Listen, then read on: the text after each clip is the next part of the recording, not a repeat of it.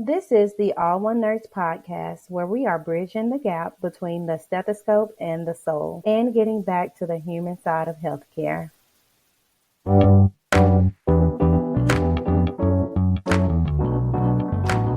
Powered by Riverside.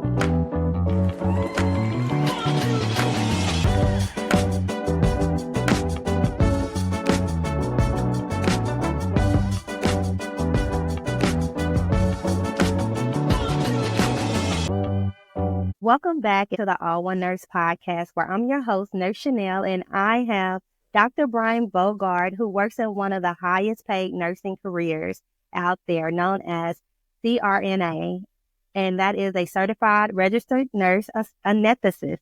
But before we get into what all it's like being a CRNA and what it takes to get there, I also want to point out that Dr. Bougard is also a man of God, a husband, a father, and a nurse.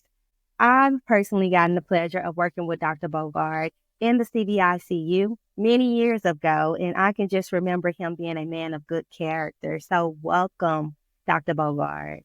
Thank you for having me, Chanel. You can call me Brian. Thank you. Yes, Brian. So as we get into this conversation today, we are definitely going to dive into Brian's professional journey, his personal insights, which includes his motivation and challenges, as well as his patient perspective, which may include any personal experiences that has influenced his role or approach as a CRNA. And then, of course, his expertise in his current role as a CRNA. I'm just excited to get right into it. Brian, so tell us your origin story. So when we look at the origin of, just becoming in the healthcare profession, my family always told me that I was always caring, that I always wanted to look out for people. So naturally, I thought I was going to be a veterinarian. But, things change. I went to school, and my first degree was actually in biology. And, I was trying to figure it out. Maybe that being physical therapy, pharmacy, or actually going to medical school. And I just so happened to meet a CRNA in the transition of trying to figure out what my next life was going to be. And here I am. So this is who you have. I've always been a servant since a kid. So it's just reiterating it as being a nurse. Got you. Now tell the listeners where you're from. Okay. Born and raised. Go back. Adulthood. Okay. Born and raised in Memphis, Tennessee. I have a brother who's 11 years older than me. So I was kind of like the only child for a while. I love playing sports. I'm very big into my religion. So if you hear anything about God and Christ, you probably don't hear a lot about it today because that's what, who made me who I am. I was very close to my grandmother before she passed. So she was a servant as well. So that's kind of where my servitude, where I get all that passion to give back to people, was through her and through my mom too. Just always being people that I always wanted to give back. Everybody in my family, my childhood name was Big Head, so everybody thought I was super smart, but I was always just humbled by my grandmother and my mom. Even though I was smart, they always tried to keep me humble. And so as my dad made me realize my passion of hard work, not giving up, failing on the first try, but continuing to do what you need to do to get to where you want. Well, thanks for sharing that. So when you say did you go straight from high school to nurse? Well, no, you said you did biology. Yeah, correction. So I graduated with a degree in biology in 2010. That was a holding place for me. So I was trying to figure out what was the next step going to be. I was prepping for the MCAT. I was looking at pharmacy, physical therapy, because I was the first male in my grandmother's tribe to go to college. So all the women had went to college, but it's different when they're going and all of them, like 10, 11 years older than me. So I didn't have a correct path. I just thought, hey, you go to college, you graduate, you get a good job. Not knowing that you was competing with all these people for the same resources, same graduate schools. So it was a real awakening for me. So then I just started transitioning and trying to figure out what was best for me.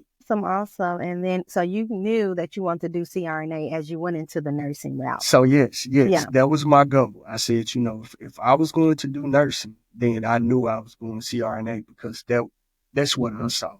I didn't see myself being at the bedside entirely too long, not because it's not a good job, but because I knew I'd probably throw my back out at some point. And I That's true. needed to preserve myself. I saw CRNA as being a job that was very complex, but very rewarding as well, because you get to be a part of people, having surgery procedure, and you see a immediate, benefit from it. And we'll definitely get more into that part of it Mm. with the benefits of being a CRNA, because it seemed like a lot of new nurses or people that's aspiring to become nurses, that's like when I ask them, what do you want to do? What do you want to do with your nursing life? Oh, I want to be a CRNA. And I'm like, let's go back some. Yeah. Where are you going to start Yeah. at right now to get Yeah. there? Yeah, for sure. Or what if that doesn't work out? What do you see some other things that you would like to do as well? But what can you say? What are some of the challenges that you faced coming through nursing school, or just your academia in general? Just staying grounded. Making sure that you put the effort in. I don't like to use my race and who I am, but I have been in situations where I didn't feel welcome. But through it all, just constantly striving and understanding that it's not everybody is bad, not everybody's good, but you just have to continue to maintain and keep your faith in God and keep persevering through it all.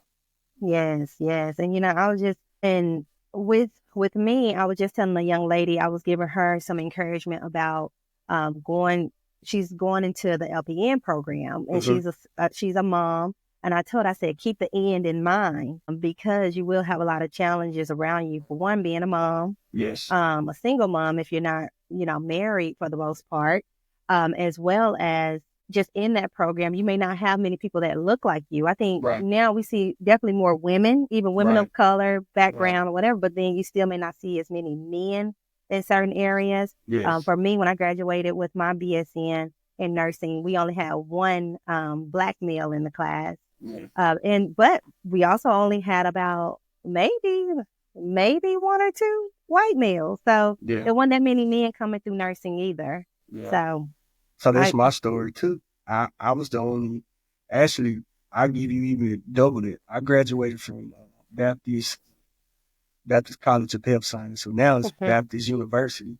And not only was I only male, but I was Black. So, that was a significant thing. And I enjoyed it. The staff treated me well there. And it was a great experience. But I did see people, asking like, why are you here? Why do you want to be a nurse?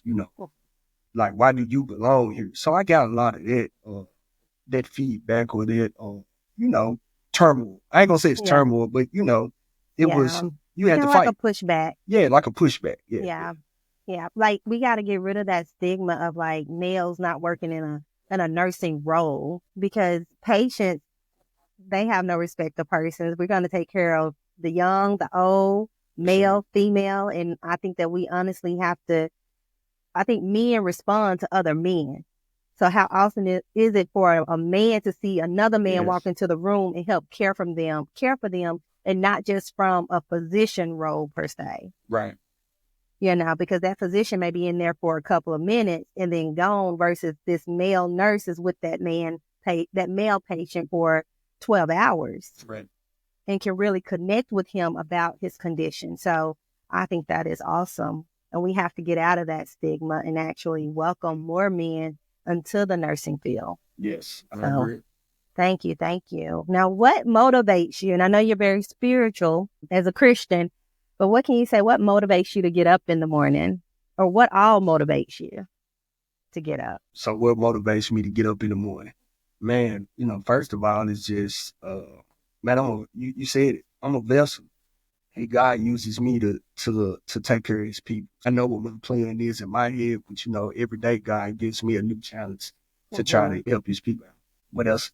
My family, big family, man. So just getting up and being able to provide for my family, being able to go on trips and buy gifts, and see the smiles on my daughter and my son and my wife's face, that motivates me.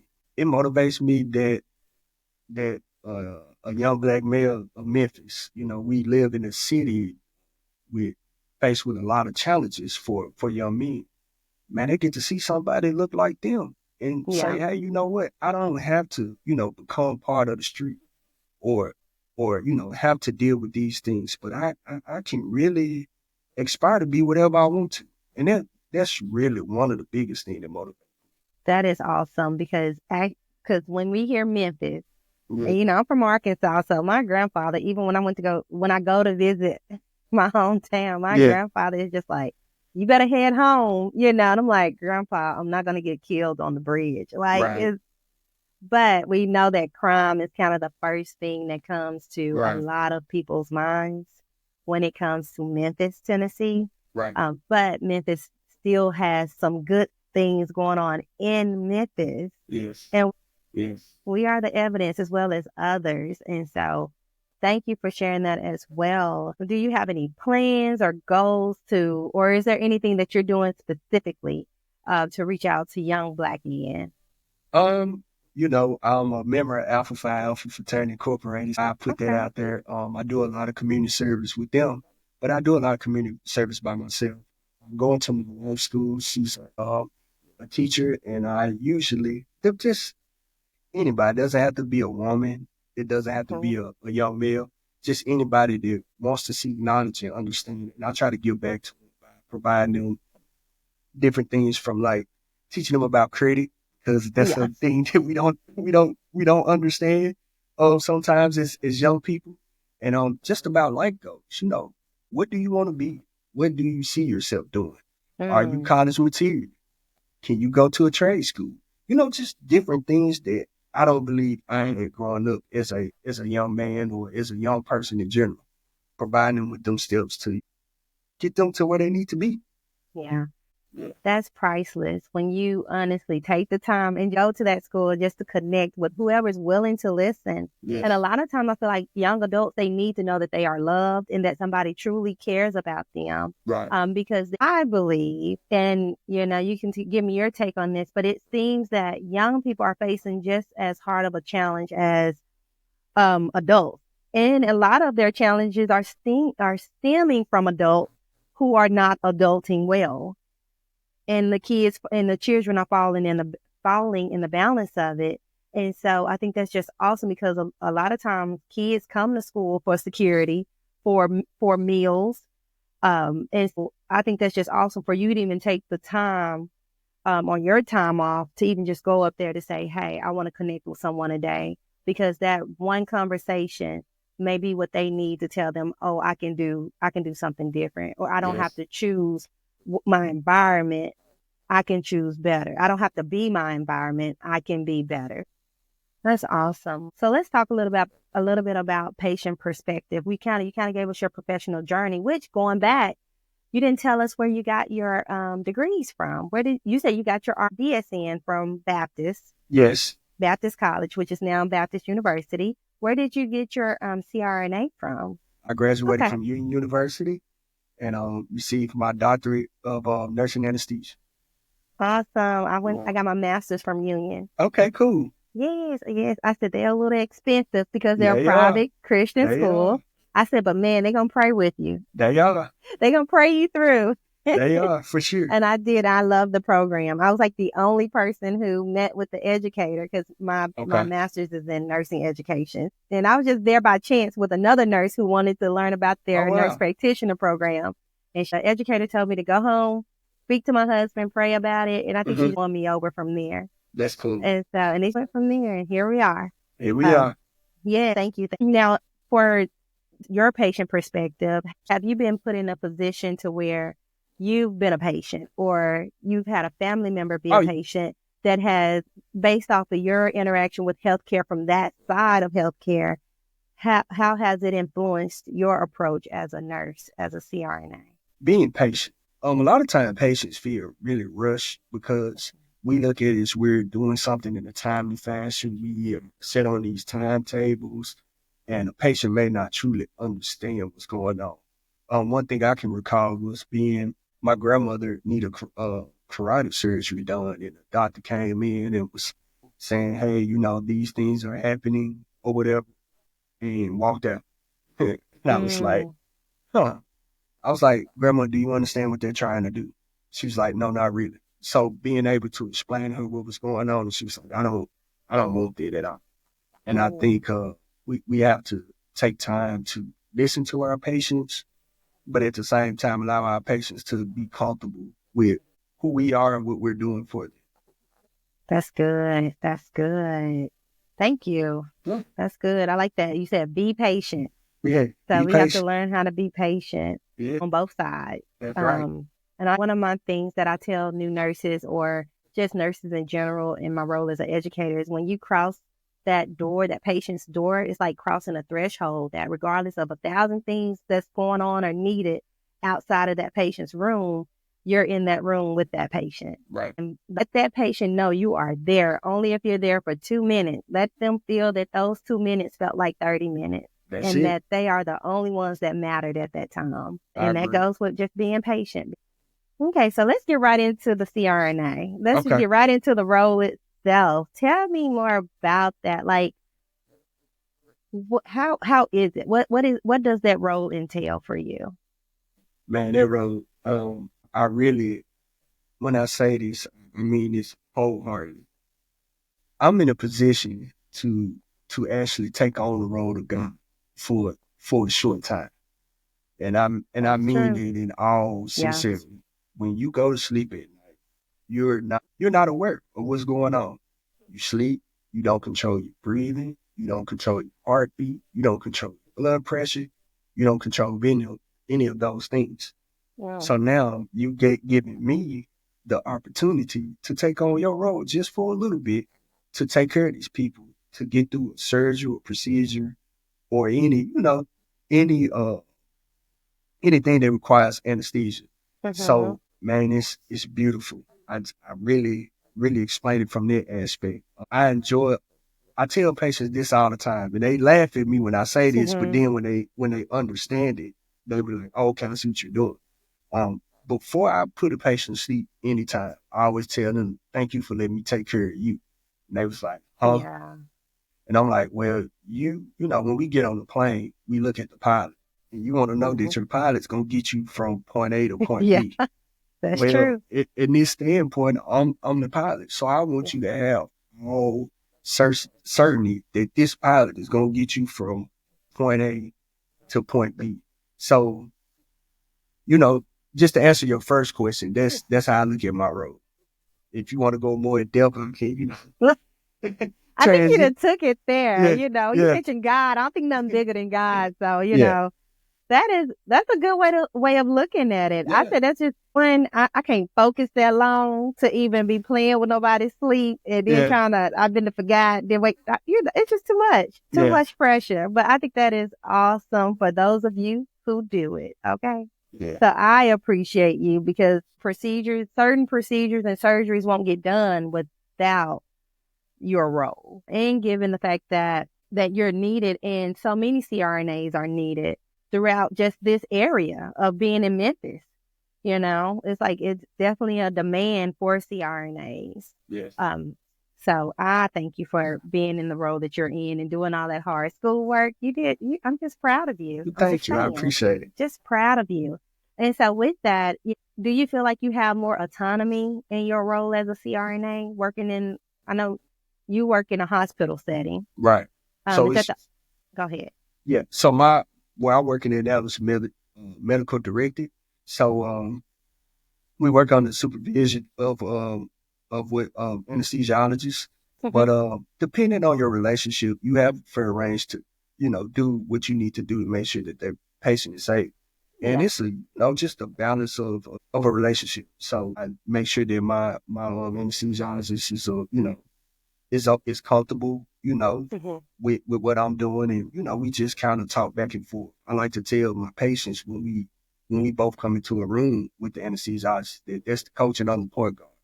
So a lot of times, as a point guard, he allow me to, set the play. He may give me, the game plan, but then he allow me to set the play, or she allows me to set the play to do what I need to do to make sure that, again, as their pilots, you make it from point A to point B. But also, in rural settings, CRNAs usually are the only anesthesia provider available. So a place Yeah. like where you're from, Arkansas, that may be the person that you see to do your anesthesia. So CRNAs are actually also able to independently work on their own as well. Thank you. Yeah, you're Thank welcome. you. So I was also looking at some of the other work settings that CRNAs can work in outside of the hospital, which includes surgical centers and pain management clinics. And so I thought that was interesting. Um, and then, of course, I think that a lot of times people want to do CRNA because of the pay. I think even just nursing in general, a lot of people want to become nurses, or young people are looking at nursing because another thing, I'll say, well, what do you want to do? They say, oh, I want to be a travel nurse. And I'm like, you got to step back. What type of nursing do you want to do before you actually go travel? Like you don't just get your licensure and then just go out there with no med surg experience or no ED, no ICU experience. Hopefully, you got to come with some orientation to some type of specialty unit, whatever that may be.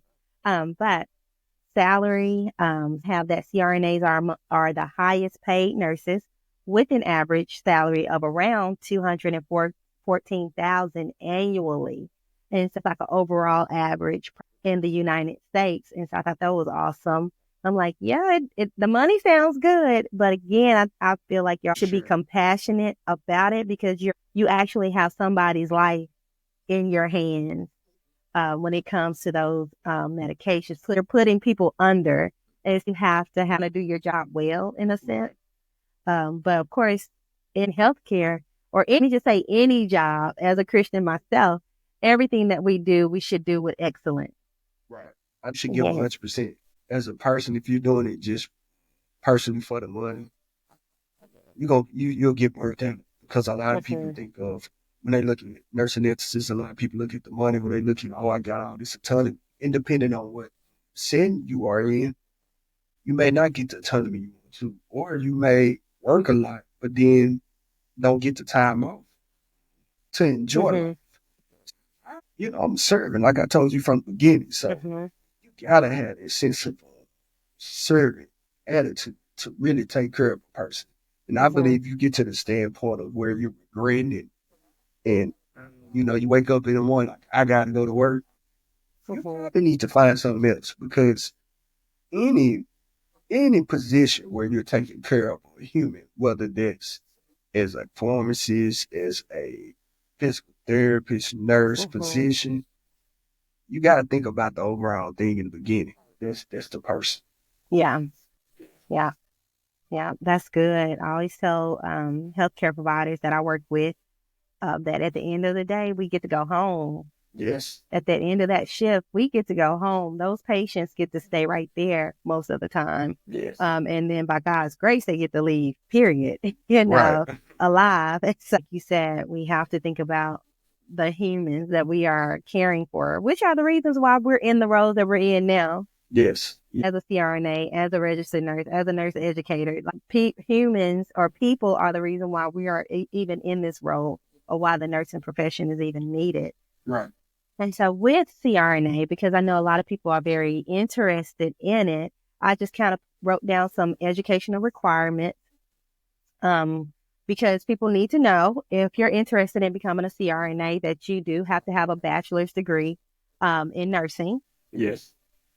And with that, you have to pass boards, which is called NCLEX, to get your nursing licensure, and then have at least 1 year of experience in an intensive care unit. Is typically required for CRNA school. Is that correct? That is correct. Usually schools like to look at, between 1 and 3 years is where I've seen most people competitive, like more so 2 or 3 years. It's also good to have your CCRN, which is, I think both of us know, about that, but that's your credentialing critical care nursing. So that looks great on your resume before it's going to school. Also like having leadership roles. I served as float head nurse on the unit, so they kind of showed as some type of leadership skills of being on like the when you develop protocols. So just having those different leadership roles as well. Okay. See, I wouldn't have known Yeah. that.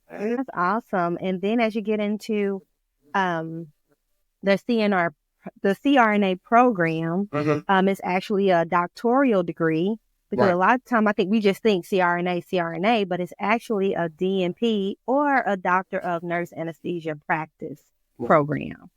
And so it is a doctorate's level nursing degree. And here I have that it takes about 7 to 10 years to complete, which includes the undergraduate education, because a BSN could easily be a 4-year program. Right. And then the curriculum, I have the program includes extensive clinical training and coursework in anesthesia, pharmacology, and physiology. Yeah. Excuse me, physiology. And so does that sound about right? Yes. We usually do on average, and I may be undercutting like 3 to 5,000 clinical hours. So Oh, wow. yeah, so it's up there. Depending for we do 2 years of clinical. So start right after you do your didactic, we do a Okay. year full of didactic where we learn about, like you said, physiology. We learn about the principle of anesthesia.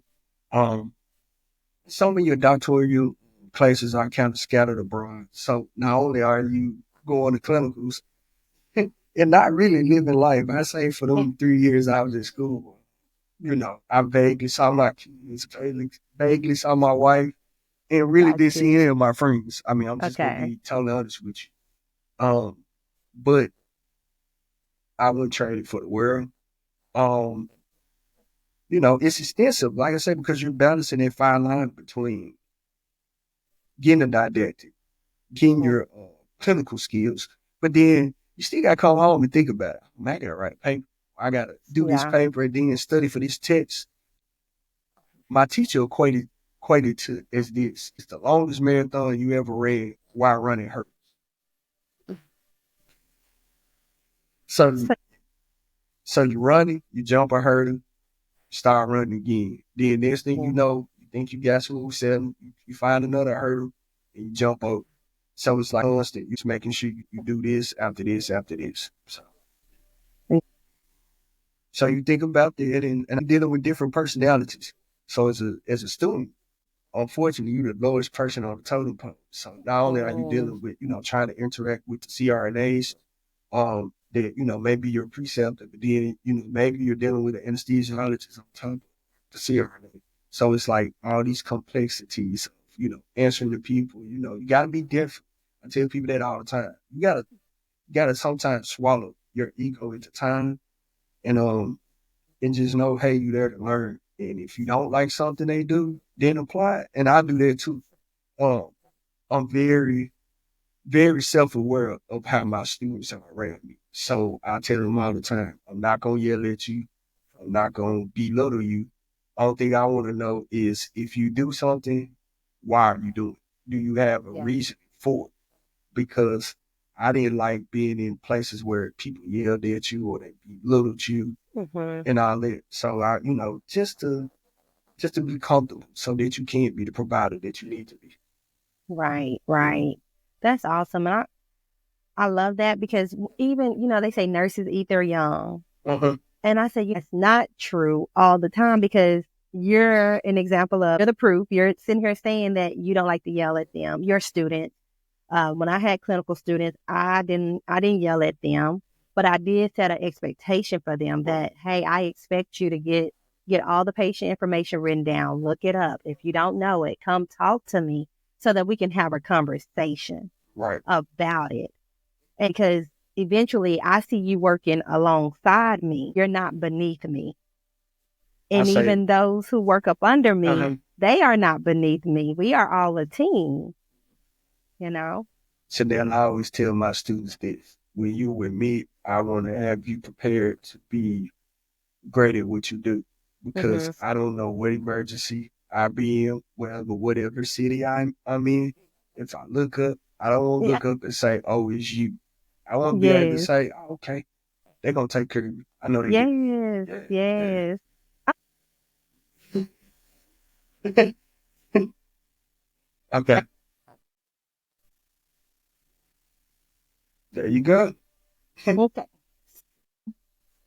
Also, when it comes to educational requirements, you know, just like with RN or getting your nursing licensure, whether it be LPN, licensed practical nurse, Yes. you also had to take a certification or boards exam for CRNA as well. Yes. How was the studying for that? How was it different from like studying for NCLEX or preparing for NCLEX? I'm gonna say this, and you gonna laugh about this. I tell everybody, I think nursing school was harder for me than anesthesia school. Okay. When I took my boards, they give you like as you complete your tasks, like I told you, you're constantly jumping hurdles. Mm-hmm. But in between time, I slept, I breathed, and I ate anesthesia because I knew I had people dependent on me. My Mm-hmm. wife pretty much held down the fort. So I came home, so didn't work. I was a student. So I knew my job was to make sure that I got everything I needed so that I didn't have to come home and tell my kids and my wife, hey, you know what? Daddy didn't make it. We got a bunch of student loans, but we gonna have to live out this nursing license. So I was dialed in, I was focused on what I needed to do. So the weekends, uh, when I wanted to go hang out, I would study. Um, Mm-hmm. I would be in somebody's library. So if you wanted to find me, I was in 3 libraries and I would Gotcha. rotate so it wouldn't feel monotonous. So That's when you take smart. that, yeah. So when you take that into account, I spent my free time, either studying, and I always carved out like 3 hours a day. I gave 2 hours to my family and one Mm-hmm. hour to myself to go work out and do something to kind of take my focus off of it. And then on Sundays, I completely didn't do anything because I felt like they were reserved for family and God. So, Gotcha. so yes. So once I got to board, and I ain't gonna lie, man, that was God too. I took my boards and we were going through a tragedy that just happened in my family. Mm. So really wasn't. I'm not gonna say I wasn't motivated, but I had things pulling on me, and I got some boards. And when I tell you, God showed out. I did my DNP project on a certain topic, and I'm like, man, did you put like a lot of questions from my DNP project on this test? Oh, And I mean, wow. I passed. So like when I left, like when I got done taking the test, usually when you take a test, man, I don't know how I did. I was like, all Right. right, God, you showed out. So when the lady came out, she was like, oh, well, here's your results. And I said, I already know I passed. She like, you sure did. So, Wow. so when I say, that's why I said, man, when we started this interview, I can't tell you my story without putting God in it because he does things that I can't imagine. I can't even put into Mhm. words. So, you Wow. asking me how to prepare for it. I mean, I'm the athlete when they going for the gold. People train 4 years for like 10 seconds of their Yeah. life, especially the sprinters, for 10 seconds of their life to get a gold medal. Mm-hmm. I had 3 years to get my gold medal. Oh, So wow. nothing was going to stop me. Got you. Got Yeah. you. How soon did you take boards after graduating? A week, Really? a week. Wow. I didn't want to prolong it. I didn't want to Got you. think about it. I knew we got a month beforehand to study. Okay. Where we didn't go to clinicals and we studied. But I mean, I studied so much in between that time beforehand. So like I knew I wanted a week. I wanted to get all the, I graduated doing COVID. So I graduated in 2020. So I didn't get to have the graduation I wanted to because all my Mm-hmm. family was talking about, everybody knew, Yeah. everybody was flying in Yeah. from California to New York to any part of the Mm. United States that you could imagine. So I didn't get to get that part. So but I knew still I was excited. I was excited to be Yeah. the first person with a doctorate degree in my family. Oh, wow. So you bypassed the women. Yeah, I bypassed the women on that one.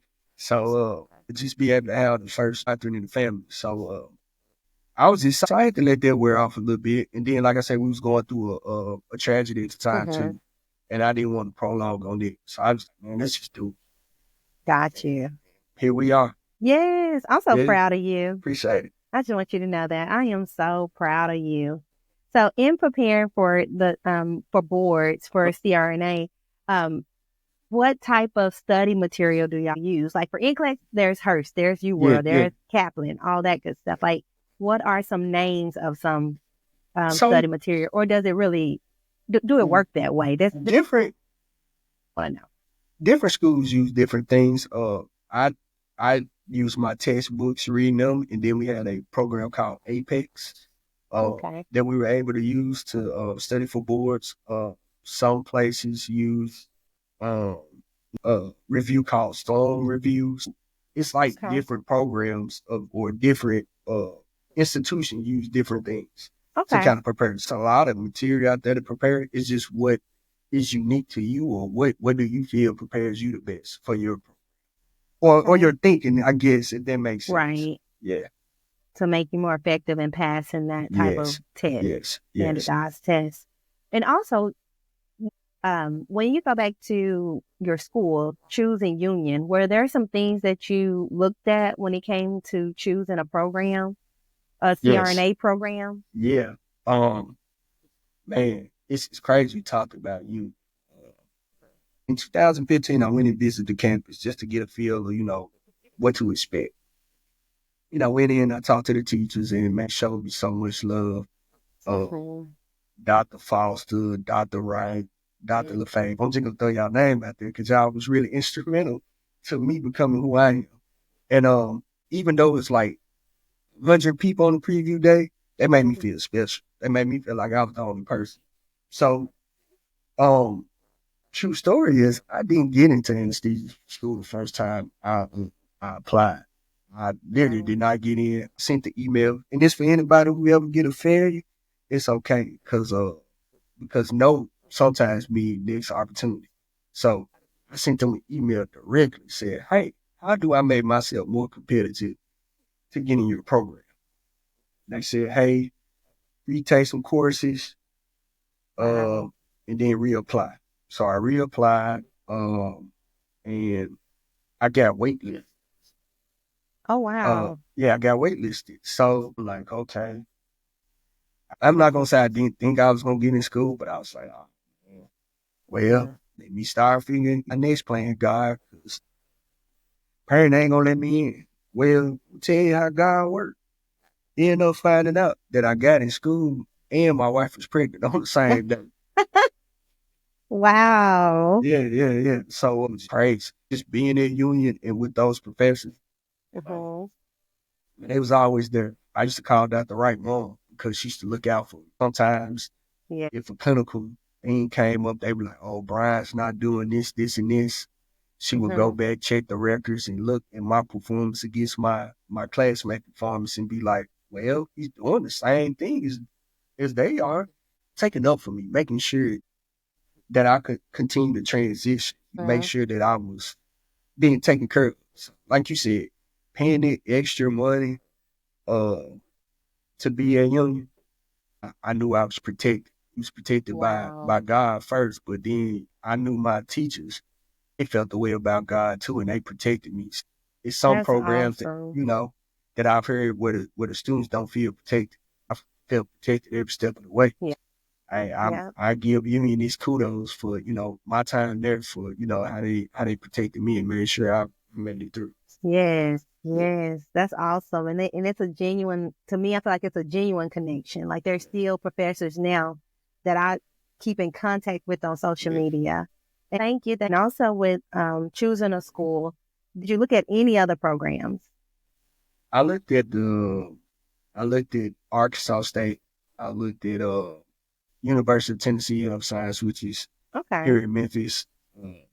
But I mean, it was something about union, and I was like, okay. Once I when I was about to broaden my scope, I just kept asking God, hey, this is not a good fit for me.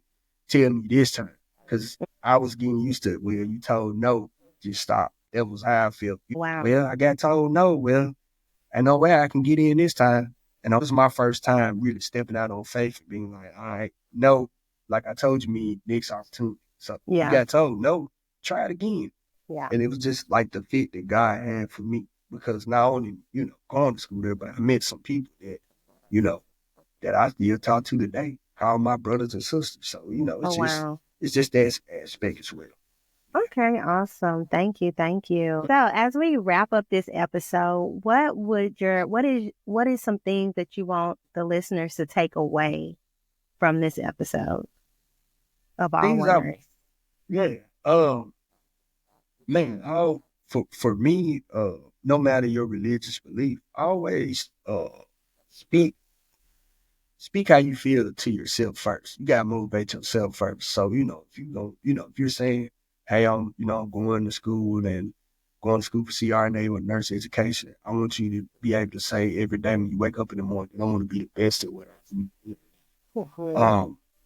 Being confident in that way, but not being arrogant. Remaining Mm. humble. You're a healthcare provider, so people are not just tasks that once you complete the task, you check out. No, them people have lives. They're worried about their finances. They're worried about who's going to take care of them. I always had the compassion to know, hey, just like this person is laying down on this operating table or in this bed in the ICU or on the just a regular med surg floor, that anytime they could be you as well. Mhm. So be able to show some compassion when things like that happen. Yeah. Yeah. Just being a compassionate provider, understanding that at any day that you could trade places with the person that you're taking care of, that, a freak injury, some type of accident can put you in a position that you didn't think you could be at.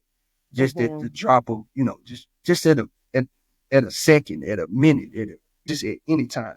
So had it that compassion and had it wherewithal that there could be. Okay.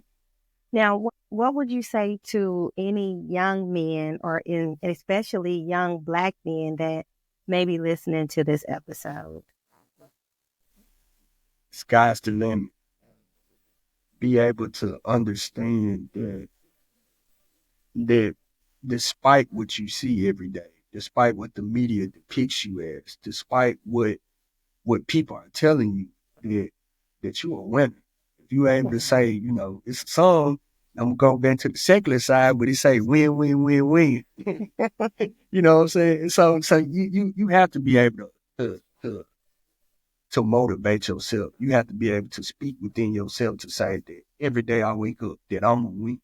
Mhm. Whether they be I'm gonna win by taking a breath, I'm gonna win by taking this step, I'm gonna win by just talking to a person that I thought I would never talk to.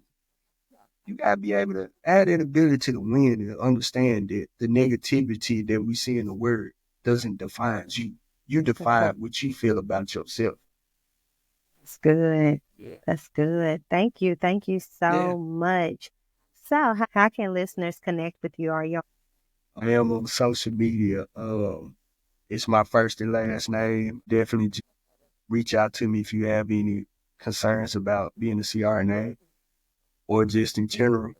Try to get back to you, at my earliest convenience. But I will say this for people uh of different diversities that there's a group called Diversity CRNA, and the founder Lena Gold, she wrote her DNP paper to describe like why to increase diversity of nurse anesthetists in the community. So a lot is done with that to make sure that we have people that are of Hispanic heritage, people of Black heritage, people of Muslim heritage to be able to connect and be a part of the CRNA world too.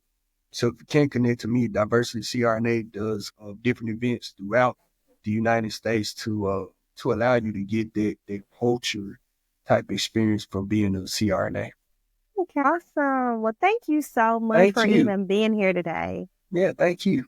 Yeah, so as I wrap up, as my listener, I hope that you take this information with you, that you found something that was very impactful for you, or something that just stuck with you, that gave you that aha moment, or gave you guidance on what to do if you're interested in going into the CRNA profession or nursing career. And so you can connect with me, your host, Nurse Chanel, at All One Nurse on Facebook at All One Nurse _ Chanel. Chanel is SHENELL on Instagram, as well as you can find me at All One Nurse on TikTok. So until next time, be sure to let your light shine. And I hope y'all enjoyed this episode. Thank you, Dr. Brian Bougard. Thank you, Chanel. I really appreciate it.